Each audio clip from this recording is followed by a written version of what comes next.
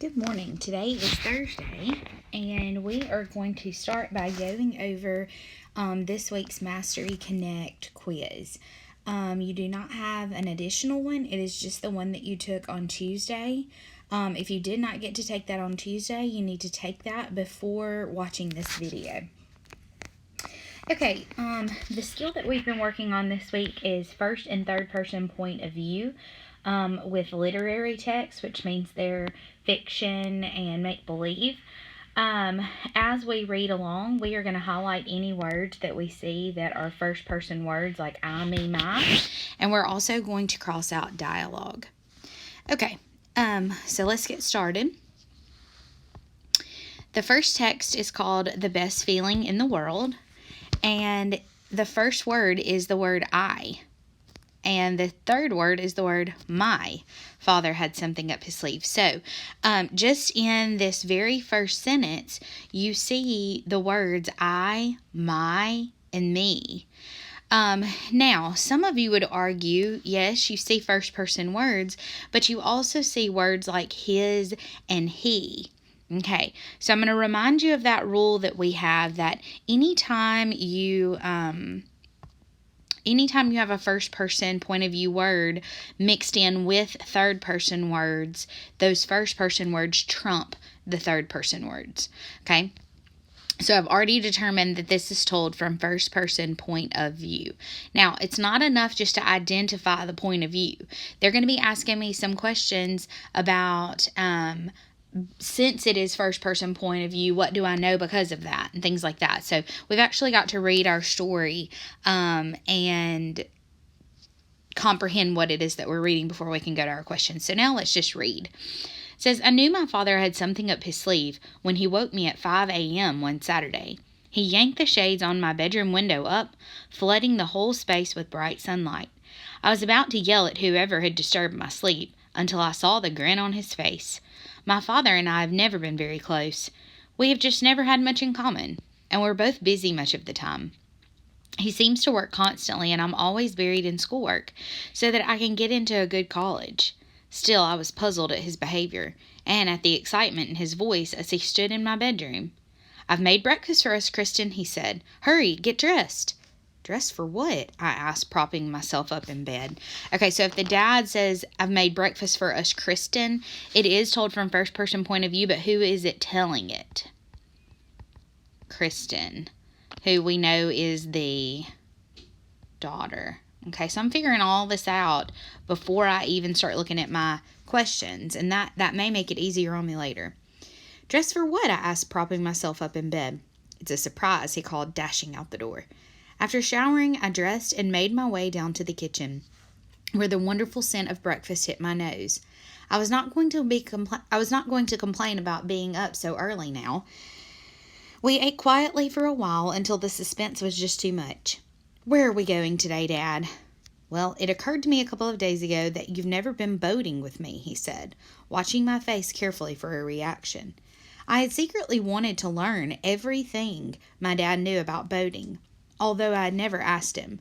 My mom and I had been out on the water with him before, but he just always seemed so peaceful at the helm of the boat.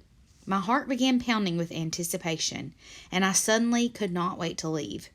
After breakfast, we drove out to the dock where his boat, the Tennessee, was anchored. We pushed off the dock, and he showed me how to run the sails up the mast and how to steer the vessel.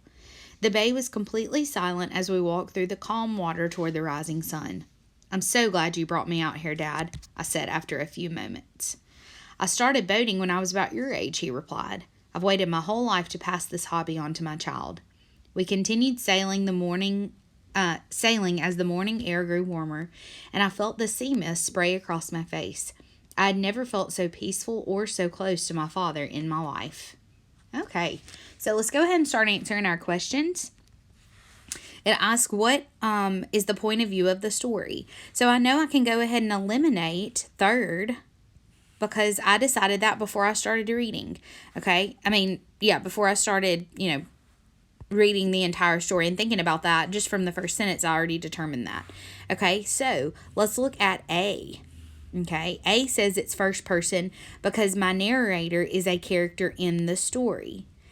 D says the character is outside the story. The narrator's outside the story. Well, if it was outside the story, that would make it third person, right? Okay, so our correct answer is A. It's first person because Kristen is a character in the story. Okay, look at question number 2. It says, what evidence best supports your answer to question 1? Okay, so since it's first person, because our character is telling the story and she is in the story, let's see what's going to support that.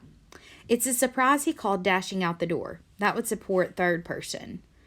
B, well, it occurred to me a few days ago that you've never been boating with me, he said. That also doesn't show me it's first person. C, I started boating when I was your age, he replied. Now, some of you would see the I's in the dialogue and say that's the one because I found the word I. But you know that with dialogue, we have to cross out dialogue and look just at the tag. He replied. That shows third person. Let's look at D. I knew my father had something up his sleeve when he woke me up at 5 a.m. one Saturday. That's going to be your evidence to support that. Okay, let's look at question number 3 and 4. It is another part A, part B. All right, and the question is asking me, how does the narrator feel about going on the boating trip with her father? Okay, so we know before I even look at my choices, she is extremely excited. She's something she's always wanted to do. Okay, she feels angry. I know that's not it. She is excited. That could be it. She is irritated about having to go. That means irritated means annoyed. Okay. D, she doesn't want to go. All right. So my answer has to be B, that she's excited even though it is unusual for her to spend time with him. She's still excited. Okay.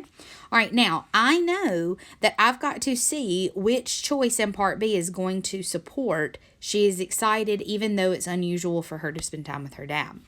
All right. So if it doesn't support that, I'm not going to choose it as my answer. Dress for what? I was propping myself up in the bed. Okay, that doesn't show that she's excited. After showering, I dressed and made my way to the kitchen where the wonderful scent of breakfast hit my nose. That also doesn't show she's excited about boating. All right, look at C. My heart began pounding with anticipation and I suddenly could not wait to leave. I think that's going to be my choice, but let's go ahead and read D. He seemed to work constantly, and I'm always buried in schoolwork so I can get into a good college. Okay, that doesn't show she's excited to go on the boat. So what you want to always do is go back and make sure that those two match up. Okay, that your part A and part B support one another. All right, look at question number 5. It says, how does the point of view affect the story? Okay, so because it's told from first person, a character in the story, how does it affect our story? Okay. Choice A says the reader knows only what the narrator thinks and feels because the narrator is telling the story. Well, a narrator wasn't telling the story. Look at B. The reader knows how every character thinks and feels. Do I know how the dad thinks and feels? No. C. The reader knows only what the father thinks and feels. Well, I don't know that either. Okay, so I know that I've crossed out one that is not it. Let me go back to the text. Okay, and I think the best choice is probably going to be A.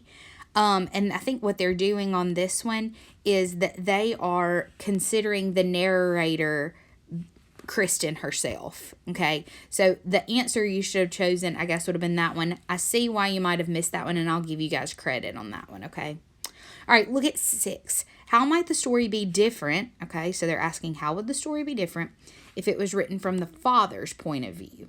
Okay, all right, so A says that the reader might know that Kristen wishes her mother had come on the boat. Okay, I wouldn't know anything else about Kristen if it was written from the father's point of view. If anything, I'm going to be knowing what the father is thinking. Look at B. The reader might know how Kristen's father became interested in boating. Okay, that could be it. If he's telling the story, we might understand how he became interested in it. He may tell us his personal experience. Look at C. The reader might know what Kristen does on other weekends. Okay, we're not going to know that. That would be about her. The reader would see that Kristen is afraid. That would be about Kristen as well. So our answer is going to be B, that we might know how the father became interested in boating. Okay, now this one says, read the following sentences and determine the point of view. So this is kind of just like some extra practice on point of view. Okay, all right, so look at number 7. I'm going to highlight any first person words that I see. Jeremiah was thinking about the game. He could have won the game for them. All he needed to do was catch the ball, but he didn't. His coach talked to him. Jeremiah, we had a great season. Nobody's perfect, he said. What some of you would do here is you would see the word we and say that's a first person word. But if you'll also notice, Jeremiah, we had a great season. Nobody's perfect is in dialogue. So all we see here is people being called by name and words like he didn't, his coach talked to him. So the answer is third person. Okay. All right, let's look at the next one. It says, several pigeons approached Kiko. Go away, flying rats. I do not have any food for you. Okay, so I'm seeing the word I, but I went ahead and marked out the dialogue because I know I can't use that. Kiko shouted at the birds. They squawked and flew off. She picked up the newspaper, flipped through the pages, and put it back down, and then her phone rang. Okay, so I see that it calls her Kiko by name. Kiko again. They squawked and flew off. She picked up the newspaper. Her phone rang. So this is also going to be a third person point of view question or answer. All right, look at number 9. Okay, so it says, do you like Taco Bell? I'm going to mark that out because, you know, you can't use words in dialogue. Oh, but then I see I ask my friend Hannah. Okay, so I've seen I outside of dialogue. Of course I do, Carrie. It's my favorite place to go. When she said this, I, and there it is again, took out a box of tacos and gave them to Hannah for her birthday. All right, happy birthday. And then you see that I again, I shouted. So this one is actually told from first person because we find the word I outside of dialogue. Okay, look at number 10.